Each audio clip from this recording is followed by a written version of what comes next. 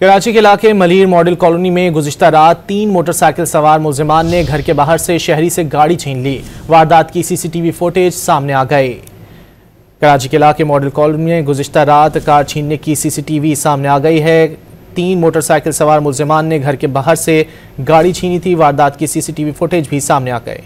मजीद जान लेते हैं डॉन न्यूज़ के नुमाइंदे मोहम्मद बिलाल खान से। बिलाल, मजीद क्या मालूम हो सका, क्या तफसीलात सामने आ सकी? जी बिल्कुल, देखिए मलीर मॉडल कॉलोनी में गुज़िश्ता रात कार छीनने की सीसीटीवी वीडियो सामने आ गई है। 3 मोटरसाइकिल सवार मुलजिमान ने घर के बाहर से कार छीनी थी, जबकि मुलजिमान कार के मालिक को यरगमाल बनाने के बाद कार में बिठाकर अपने हमला ले गए थे। मुलजिमान शहरी को कुछ फासले पर उतारने के बाद कार लेकर फरार हो गए थे।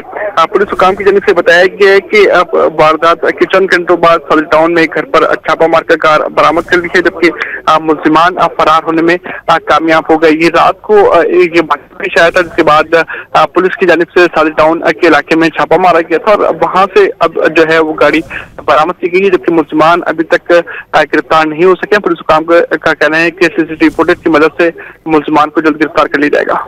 बहुत शुक्रिया मोहम्मद बिलाल इन तफसीलात के लिए।